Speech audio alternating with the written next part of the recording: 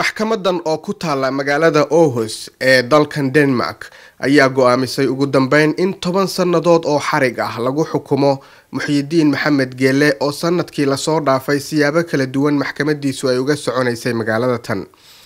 dacwad oogaha maxkamadda ayaa waxa uu ku eedeynayaa Muxyidiin isku day dil oo uu doonayay in uu ku kharajiyo Kurt Westergaard oo isagu ahaa nin u bareeray in sawir gacmeed uu ku aflagaadeeyo nabigeena Maxamed naxariis iyo nabadgelyo korkiisa ha ahaatee xilligaas oo jaraa'idka dalkan si weyn loogu daabacay sanadkii 2005.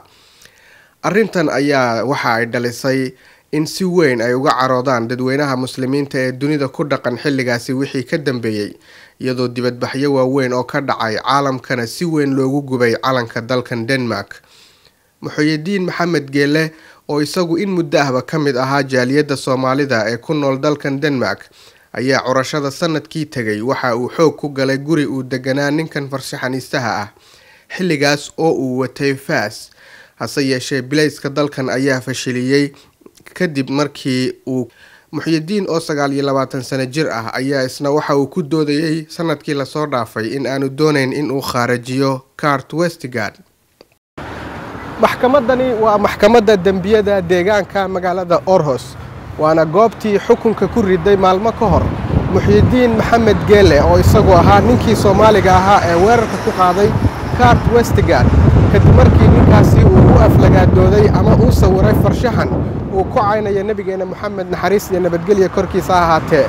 go'aanka maxkamadan waxa uu soo afjarayaa khilaafkii ka taagnaa in la maxkamadeeyo 9 sanadood iyo in la maxkamadeeyo 12 sanadood.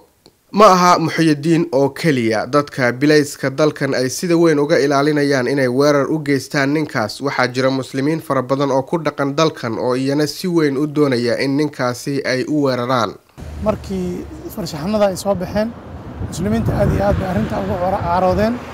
bannaanka marka waxaa ka dhacay rado ficil weyn oo dadka muslimiinta oo bannaanka ku nool ay dalka Denmark u geysteen ayagoo khasaare xoog badan oo xagga maalka ay soo gaaray. arrintaasi marka waxay dib ku noqotay dadkii ku dhex noolaa Deenishka.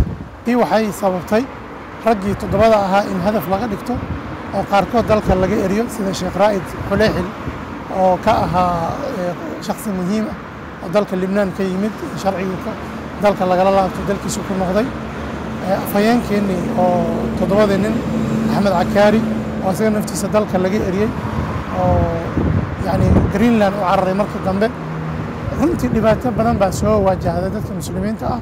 ninkaas 10 sano loo xukumay waxaan u arkaa khalad inuu yahay.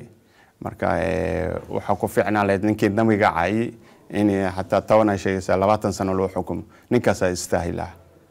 maxkamadda Aarhus ee lagu xiray ninka oo Muxyidiin la dhaho kolley Muxyidiin asaguna yani wuxuu isku dayay inuu dib geysto laakiin waa dhibkii ma dhicin asaa dhibkii weyna uu ku dhacay oo ah lugba dhaawac ka gaaray maxay ahaydooy wixii uu rabayna muu gaarin.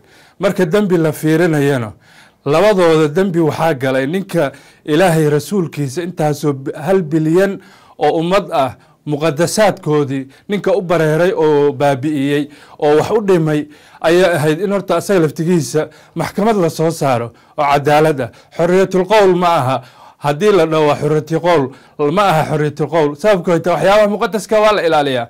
sida awgeed annaga waa ka xunnahay haddaan nahay bulshada Aarhus degan ninka in dib loo furo dacwadiisa abiil la qaato ayaan rajaynaynaa. wali waxaan rabnaayo kale ninka xataa jariimadaas galo nabiga wax ka sheegay oo caydaas aflagaadadaas geystay laftigiisa in maxkamad la soo taago.